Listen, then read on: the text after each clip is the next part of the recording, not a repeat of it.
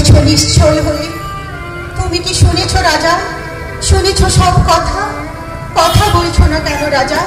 কথা বলছো না কেন আমার রাজা? বলো বলো, যা শুনেছ সব মিথ্যে, সব মিথ্যে। বলো রাজা, সব মিথ্যে। না, যা শুনেছ তা মিথ্যে নয়, সব সত্যি। আমার হৃদয় বিদীর্ণ হয়ে যাচ্ছে। এমন অবিশ্বাস্য ঘটনা ঘটতে পারে বলে আমার বিশ্বাস হচ্ছে না রানী কাস্তে। কিন্তু কিন্তু ঘটেছে, আর উত্তাল করে দিয়েছে আমার রাজ্যকে। হায় ঈশ্বর, দেশের সম্মানীয় রানী আজ আজ কলঙ্কিতা এক নারী। সম্পূর্ণ নিরপরাধ হয়েও আজ আমি রাজ্যের একমাত্র ঘৃণিত নারী। বলতে পারো রাজা, বলতে পারো আমার স্থান কোথায়? এখন কোথায় আমার স্থান? স্বর্গে না নরকে? এই মুহূর্তে তুমি আমার সামনে থেকে চলে যাও রানী। তোমার মুখ দর্শন করতে চাই না, কারণ কারণ তোমার দিকে তাকালে লজ্জায় ঘৃণায় আমার এই শরীরটাকে এই তরবারি দিয়ে ছিন্ন ভিন্ন করে দিতে ইচ্ছে হয়। এর মূলে রয়েছে তোমাদের নিষ্ঠুর বীরত্বের আস্ফালন, যা কাপুরুষতার জ্বলন্ত নিদর্শন। আর সেই স্রোতে তোমাদের মহিমার সঙ্গী হতে গিয়ে আমাদের হতে হয়েছে নির্জীব খেলার পুতুল, যার ফলে দুঃখের বোঝা বইতে বইতে বলিদান দিতে হচ্ছে শুধুমাত্র আমাদের মতো নারীদের। যুগে যুগে প্রতিটি নারীর জীবন যাত্রায় এটি প্রতিফলিত হয়ে চলেছে বারে বারে। রোধ করতে পারে না, কারণ এটা অলিখিত বিধির বিধান, যার কাছে আমরা অসহায়, আমরা শক্তিহীন। বিধির অনৈতিক দৈববাণী যা আমাদের নিদ্রাকে কেড়েছে, মানসিক অবস্থার অবনতি ঘটিয়েছে দিনের পর দিন, রাতের পর রাত, যা নষ্ট করেছে আমাদের সুখ, আমাদের শান্তি, আমাদের ধৈর্য। আমি তোমার জন্মের পর ঘটা এই ঘটনার সাক্ষী ছিলাম।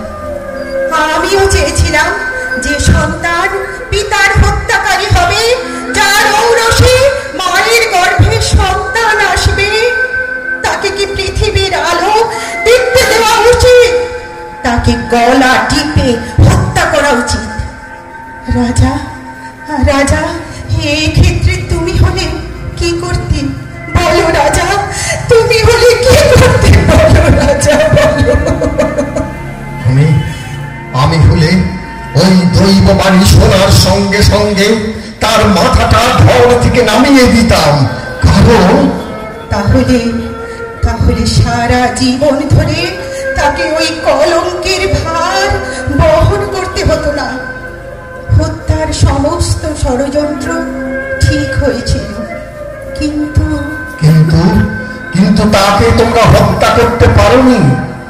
মাত্র 3 দিনের একটা শিশু 2 পা বেঁধে পাহাড়ের চূড়া থেকে ফেলে মারতে পারোনি তাকে, কারণ দেব আপনার তা ধরতে দেননি। দৈব বিধান দেওয়া বিধিলিপি কেউ খণ্ডাতে পারে না। তাই তো তোমার পিতা রাজা লাইয়সকে তুমি হত্যা করেছ। ফকিস হলো একটা 3 রাস্তার সঙ্গম স্থলে, তাকে চিনতে না পেরে। পরে আমি ডেলফয় মন্দিরে গিয়ে দেবফয় বেশের দেওয়া দৈববাণীতে জানতে পারি আমি আমার স্ত্রীর গর্ভে এমন অভিশপ্ত সন্তানদের জন্ম দেব, মানুষই যাদের দিকে তাকিয়ে ভয়ে আতঙ্কে একেবারে পর্যন্ত পারবে না, কারণ তাদের মাতা আমার গর্ভধারিণী মাতা। ও কি লজ্জা, কি লজ্জা, কি লজ্জা! আমার রাজা অধিপাউস, আমার সন্তান অধিপাউস, কেন তুমি আমার গর্ভে জন্মালে? কেন তুমি আমার গর্ভে জন্ম দিলে? আজ দেবসের জনক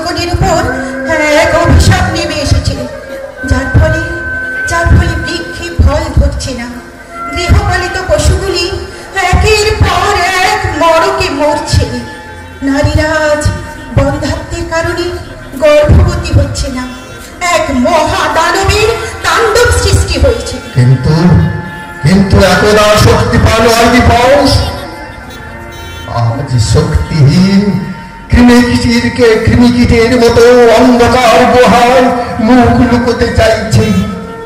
বিদ্যুতের বিভীষিকায় হৃদয় ছিন্ন ভিন্ন হয়ে যাচ্ছে। তুমি যাও, তুমি যাও এ কাস্তে, আমায় একটু একা থাকতে দাও, আমায় একটু একা থাকতে দাও। হ্যাঁ হ্যাঁ প্রিয়তম, আমি চিরকালের মতো তোমায় ছেড়ে চলে যাচ্ছি, আর কোনোদিন ফিরে আসবো না। দৈব সাপে এই অভিশপ্ত কালো মুখ কোনোদিন আর কাউকে দেখাবো না। হে সূর্যদেব, তুমি বলো সম্পূর্ণ নির্দোষ হয়েও কেন তুমি মানব জাতির ইতিহাসে আমাকে এমন ভাবে কলঙ্কিত করলে? কেন কেন কেন কেন? বিদায় রাজা, বিদায় রাজা, বিদায়। যাও যাও হতভাগিনী রানী, তুমি যাও। আজ আমি অভাগা দেবীর সন্তান, মহাকাল আমার জন্মদাতা পিতা। ঘিরে ধরেছে হ্যাঁ কালো অভিশাপ, জন্ম অভিশপ্ত, ভালোবাসা অভিশপ্ত, কর্মময়ী জীবন আমার অভিশপ্ত, সবই অভিশপ্ত। রাজা রাজা, হ্যাঁ আপনার জন্য একটা চরম দুঃসংবাদ বয়ে এনেছি। দুঃসংবাদ? হ্যাঁ, সেই চরম দুঃসংবাদ শোনার জন্য আপনি প্রস্তুত হন রাজা। আমি সমস্ত সুখের ঊর্ধ্বে দুটি, আমি জীবিত হয়ে মৃত, মেরুদণ্ডহীন সাপদ মাত্র। বলো বলো, তুমি নিশ্চয়ই বলো, কি সংবাদ এনেছো দুটি?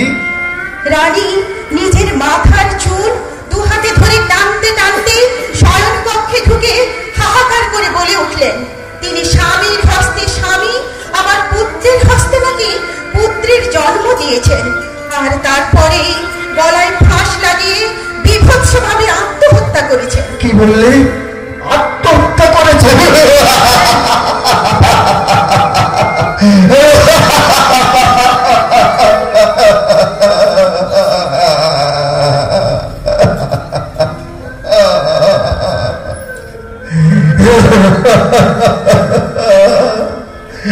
হায় রানী, হায় রানী,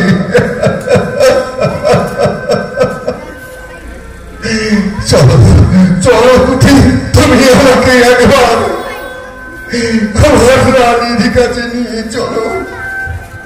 এই দেখুন রাজা, হতভাগিনী রানী কি বিভৎসভাবে ফাঁসের দড়ি সহ ঝুলছেন। এ কি রাজা, আপনি মৃতা রানীর বস্ত্রবন্ধনের সোনার কাঁটা কেন খুলছেন? এই কাঁটা দিয়ে আমি আমার চোখ দুটো অন্ধ করে দিতে চাই। যা দেখার নয় তা তুমি দিনের পর দিন ধরে দেখে উপভোগ করেছ। যে মাতৃস্তন্যের দুগ্ধ পান করে আমি বেড়ে উঠেছি, সেই স্তন্যকে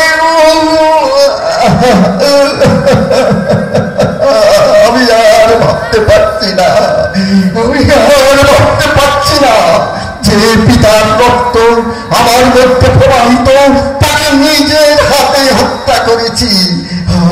আর আমার সন্তানদের সঙ্গে গড়ে উঠেছে এক বিভৎস সম্পর্ক। আমি এই শয়তান চোখ দুটো দিয়ে আর কিছু দেখতে চাই না, আর কিছু দেখতে চাই না।